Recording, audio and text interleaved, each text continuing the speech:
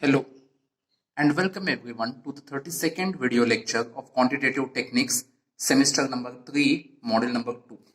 In today's video lecture, we are going to start with addition theorem. Now, what is addition theorem? Addition theorem is a concept or theorem which is used to add probabilities of two or more non-mutually exclusive events. So one thing we should understand that this theorem is applicable only if two or more events are non-mutually exclusive events in this format. Okay, suppose if they are mutually exclusive events, they are not non-mutually exclusive events. That means if they are mutually exclusive events, then what should be done? So that I'll tell you later in the video. But before starting with this, I would like to brush up a little bit about mutually exclusive events. Now, what are these mutually exclusive events? Mutually exclusive, mutual means two or more events together excludes each other. That is, if two or more events cannot happen at the same time, then they are known as mutually exclusive events. Okay, for instance, a head and a tail.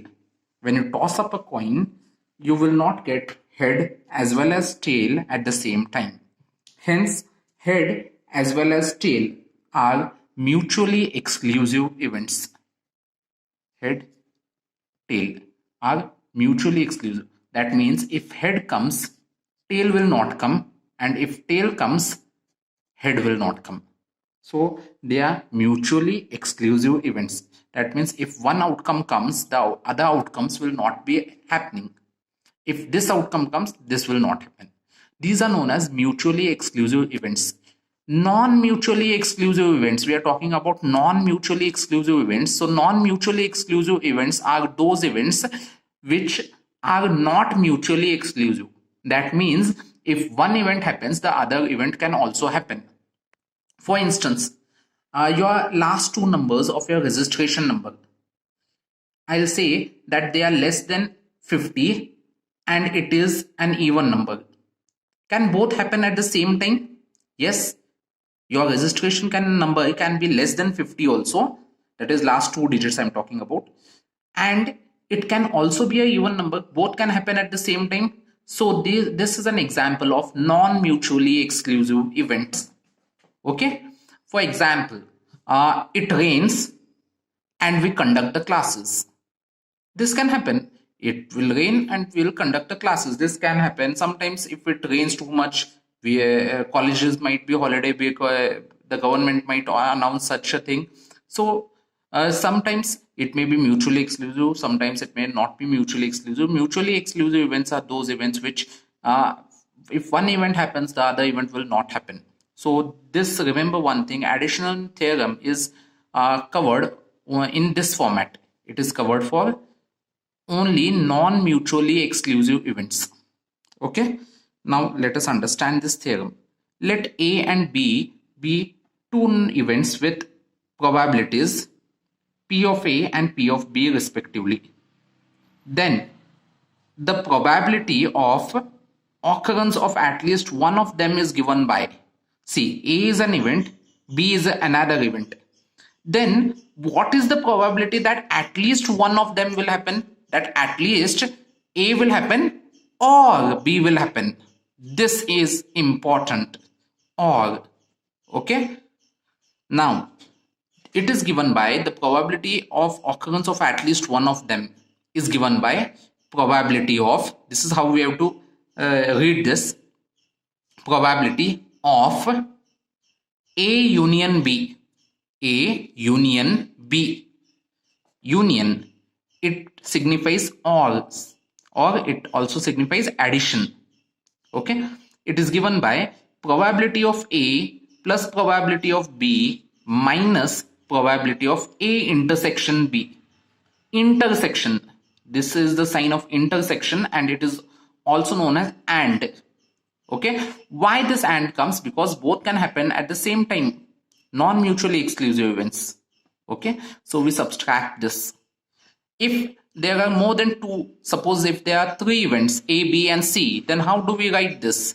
Probability of A union B union C is equal to probability of A plus probability of B plus probability of C minus probability of A intersection B minus probability of B intersection C minus probability of A intersection C plus probability of A intersection B intersection C. So let us understand this using a Venn diagram. Now I think you might have seen these Venn diagrams in your school level. So this is how your Venn diagram looks like. So your Venn diagram looks like this. Now what is this? See, this entire rectangle which is there, this represents the universe. Okay, universe. That means entire thing, whatever is the possibility, will be covered within this rectangle. Okay, anything, whatever outcome may come, it will come within this rectangle itself. Okay, so your answer will lie between this rectangle. Now these are two sets, set A, set B. Now suppose if set A, I am writing, represents even numbers less than 10. Less than 10. Okay, then what will be my set A? 2, 4, 6, 8, 10. Set B includes prime numbers.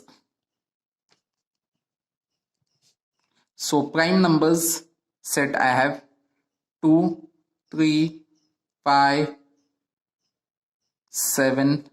That's it. 2, 3, 5, 7. Okay. Now if I want to show this in a Venn diagram, how will I show? Now 2. 2 is here, 2 is here. It is there in A as well as B. So it will come in the common space. This is the important part. Okay, this is the common space where both are intersecting, and that is why this part is known as intersection. It is there in A as well as it is there in it is there in B. That is, A and B are intersected, and that is why it is known as intersection. Okay, this part. Now 2 is there in A now, 2 is there in B also, right? And it is common to A and B. Now 4, it is not there here, 6, 8, 10. Even numbers less than or equal to 10. Okay, then only 10 will come. If it is less than 10, then 10 will not come in this. Okay, the next thing, 2 is already written, 3, 5 and 7. So this is how you write Venn diagram. Okay, now tell me, if you want to find out the probability, suppose if I'm saying that the answer will lie within this rectangle, so probability of the entire universe will be equal to 1. That is, this is the total probability. Okay, now this is a set, this is one more set. Now when you add probability of A and probability of B, okay, and you want to find out either this or this will happen, that is, I am talking about, see, probability of A means only this much, this circle. Okay, probability of B means this circle. Okay, now probability of A and B, or probability of A intersection B, whenever and comes you have to say intersection. So this is this probability of this. When I'm saying A or B, so this is the thing that comes into picture. See here, the one which I'm drawing.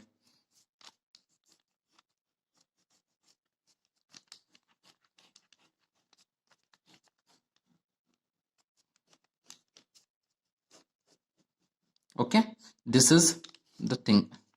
Fine.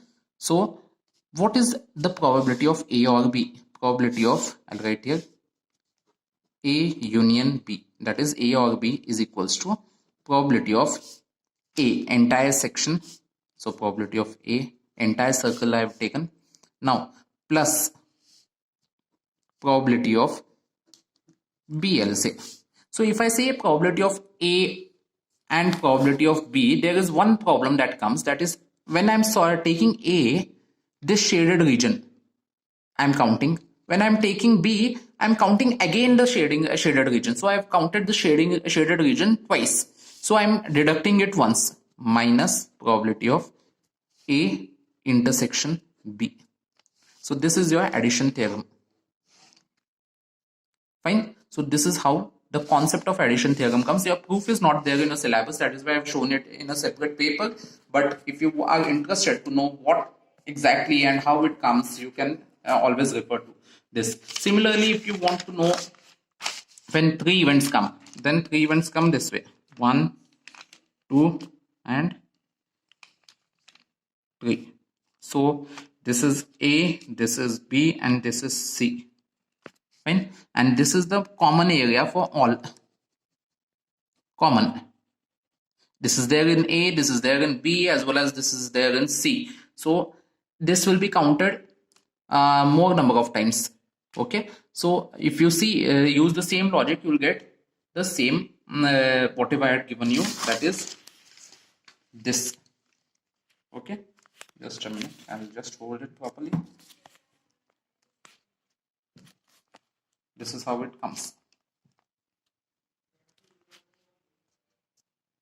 Okay. So I hope you have understood today's video lecture. If there are any doubt in understanding this, you can contact me, or else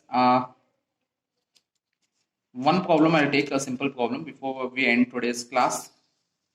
The problem goes like this. Problem number 13. A dice is rolled once. What is the probability of getting an odd number or an even number? So when you are rolling a dice, what is the probability that it is an odd number or an even number? Now, probability that it is an odd number, 1 by 2, that is 0.5, 50% chances. So event A, we get an odd number. See here, no need to write experiment. If you want, you can write if you want, but no need to write an experiment and sample space. Directly you can write, because more marks are there for the formulae. Event A, what is event A?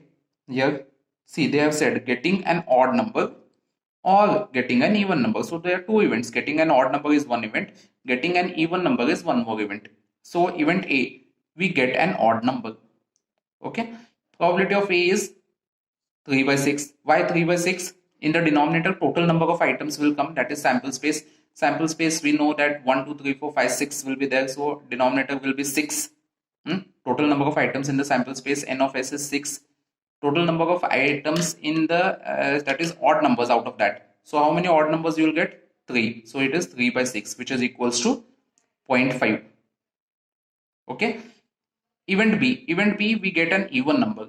So similarly, we get this probability of B is equals to 3 upon 6. So n of s is 6, n of B is 3. So which is equals to 0.5. To know this all things, you should know the previous video lectures. If you are not comfortable with the previous video lectures, this becomes little difficult for you. Okay, this was quite straightforward. That is why I have taken directly without writing any sample space. Now, probability of getting an odd number, or what is the probability of getting an odd number? 0.5. What is the probability of getting an even number? 0.5. Let us use addition theorem. Probability of getting an odd number or an even number is, or means addition theorem you have to use.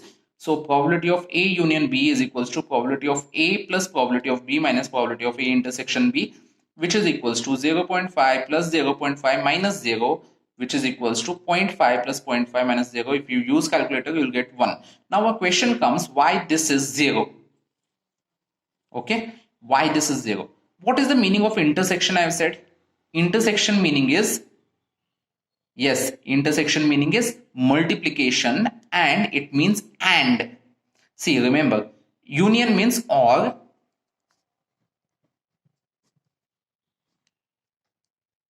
and intersection means and. Okay, intersection means and. So what is A? A is the chances of getting even number. B is getting an odd, sorry, A is odd number, B is even number. So when you roll a dice, can you get both even number and odd number? It is not possible. So that is why this becomes 0, and that is why you have to write only these two. So it is equal to 1. Now this is a special case. I've started with a special case. The reason is because this is the case of mutually exclusive event, right? When odd number comes, even number will not come. When even number comes, odd number will not come. At that time, this part of the theorem will not be there. So your addition theorem becomes only the probability of A union B is equals to probability of A plus probability of B. Why? Because there is no common thing. This always becomes 0 for mutually exclusive events. So addition, that is why initially I said this theorem will be applicable in this format only for non-mutually exclusive events. I hope you are understanding now. If you have any difficulties, you can always contact us. With this, we end today's lecture. Thank you.